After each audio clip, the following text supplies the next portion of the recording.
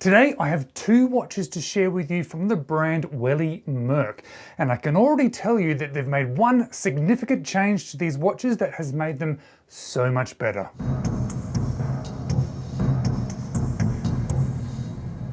Hello, you're watching James. My name's James, you're watching me, and I am talking about watches, and I'm talking about two more watches from the brand Welly Merk. Well, they're not actually called Welly Merk anymore because they have listened to the feedback from people who are doing reviews and from their customers, and they've done a slight rebrand from Welly Merk to WM Watches. But more importantly than that, they've removed that name from the dial of the watches and changed it just to their WM logo, which is actually quite a nice logo. And they're wanting people out there to be aware of this change because I think a lot of people wanted this change, and to get that message out there, they've ended up sending some watches out to some reviewers just like me, and these two watches are watches that have been sent out to me, and that's why you would have seen that sponsored icon pop up, and that is also why I'm going to leave some links to the WM watch store down below. Now, when I reviewed my first WM watch, or Welly Merk watch, I got a bit of feedback from people being quite unhappy that it was a homage to a Christopher Ward. When I did that review, I wasn't actually aware that it was a homage to a Christopher Ward. I certainly saw some styling characteristics that looked Christopher Ward-ish, which is why I pointed them out, but I didn't know that particular model was a homage. Now, I have no issues with homage watches. I also don't have any particular issues with homages to Christopher Ward. And that is because the cost difference between the two. I don't think anybody who's going to be buying a WM watch would actually be taking money away from a purchase of a Christopher Ward. If you've got the money for a Christopher Ward, buy the Christopher Ward. Brilliant watches, I love them, I own them. But if you don't have that money and you're in the much more affordable realm, well then these watches may be worthwhile considering. And the two watches I'm going to show to you today, well, one is a Grand Seiko Homage.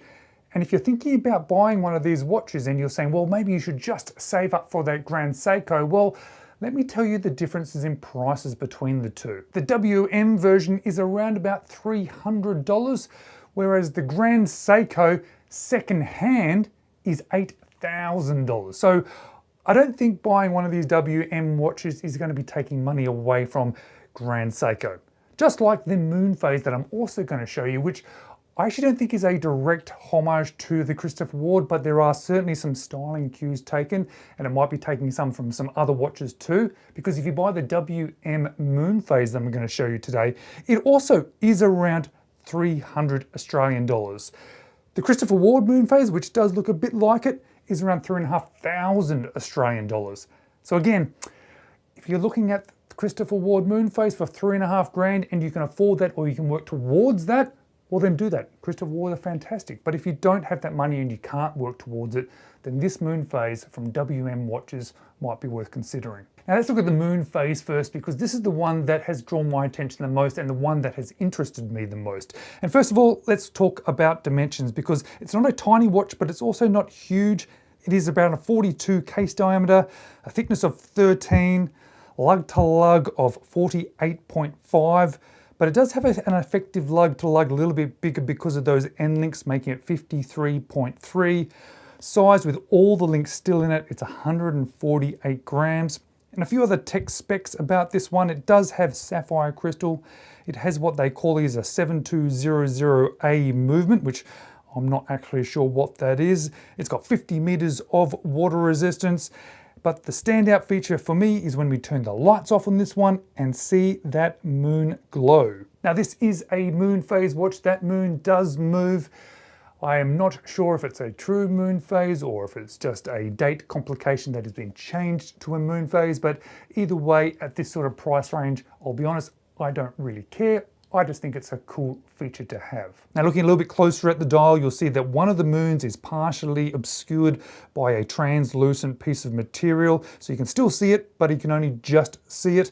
And whereas the open window up there at the 12, which you completely see that moon. Nice big sword-shaped hands, bit of red on the tip of that second hand, which is nice, and a floating outer chapter ring with applied silver markers, which sort of ties it all together and brings together this sort of floating aspect to the dial, which is quite nice. A little bit of depth, movement, and that little bit of pop of color with that red. What surprised me though is just how interesting the case side is though, because there is some polishing there on that sort of step down solid bezel, brushing along the sides, and a little bit of polishing underneath too. You can see a see-through crystal there on the back, seeing that movement, and you've got a nice solid bracelet with those male end links, however, which does make it a little bit big to sit on wrist. You'll see it now on my 17 centimeter wrist. I think it actually looks okay, but it's pushing the boundaries. This one also has a butterfly clasp, which probably suits this design, but generally not my favorite choice.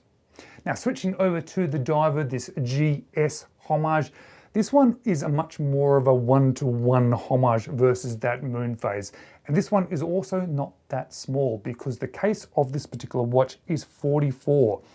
But because it is mimicking the GS, it means the lug to lug is a lot smaller than you would probably expect with a 44mm case.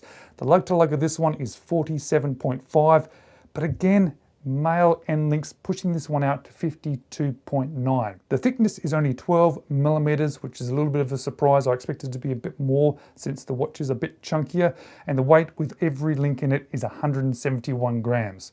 Now this one does contain a much more known movement. It is a Miyota 8215, has a piece of sapphire crystal covering that dial, has 100 meters of water resistance, and it does have some lume as well. Not as fun as the moon phase, just some more general lume. The hands are brushed, which does capture the light quite nicely, which I do enjoy. And when you move beyond that and looking at the bezel on a watch that is this sort of price, what surprised me is how good the bezel action is, because it feels good, it's solid, there's no back play, and eventually when you do get it back to the 12, it actually lines up as well. The case shape, albeit not an original case shape design, is actually quite awesome. I really like it. It's chunky, it's angular, there's some brushing on the sides, there's some polishing on the tops.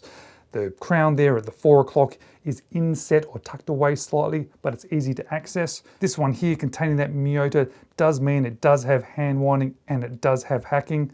That bracelet is solid with solid end links. There's some polish on it and some brushing on it, and again a butterfly clasp. Looking through to the back, you can also see that Miyota movement through the see-through case back. The butterfly clasp, coming back to that, however, not sure why that choice was made. I'm not sure if the GS does that and they're just mimicking that. But either way, I don't think on this size watch, this sort of weight of watch is probably the best choice. But that's what you got. And this one, I think, would actually look quite good on a leather strap anyway. So I'd probably be swapping it out.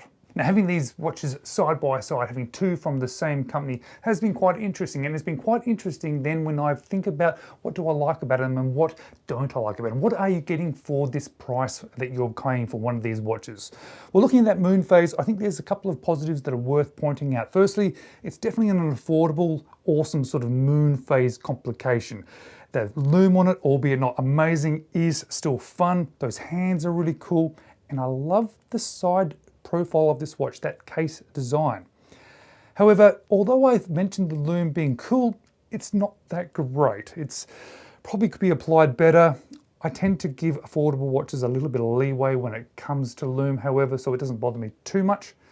But definitely worth pointing out this one because it should have been like the main feature of this watch, and then it lets it down a little bit. The watches are also a little bit big for what it is. The bracelet's not amazing, but it's sort of okay. The butterfly clasp is not quite my favorite, and I don't know what that movement is. I'm sure it's perfectly fine, but it would be nice to have a more of a known movement, or at least have them advertise on their website exactly what it is. Moving on to the diver, the thing I like most about this one is how it sits down on the wrist. Probably the case shape and design makes it really sit down nicely, and it's really comfortable. I've been quite surprised at how good that bezel is, how solid it is, and I'm really impressed by the mixture of polishing and brushing on this one. Partly the choices, but also the quality of it on a watch at this sort of price. However, again, the lume is not very good, and this is meant to be a dive watch or a dive style watch, and it does not have a screwed down crown. It's good to know that it has a Miyota in there, but that's probably one of the cheaper Miyota movements you can buy, so probably not my absolute favorite movement to choose. I don't quite know why they've chosen that butterfly clasp. I think perhaps all their watches come with bracelets like this, so they're just possibly just reusing it, which I understand for an affordable watch brand. It does help keep the cost down overall.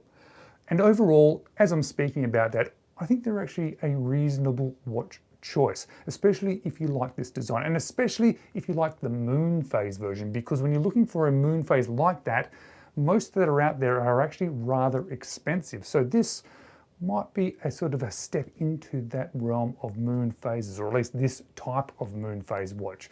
Relatively affordable, a bit of fun, and you can sort of then see whether or not you end up wearing it longer term. And if you do, well, maybe you can then decide to step up if you choose to do so. Thanks again to WM Watches for sending these ones out to me. It's been interesting to have them in hand and share my experiences with you guys. And guys, if you've enjoyed this video, I really would appreciate it if you possibly watch these two videos next.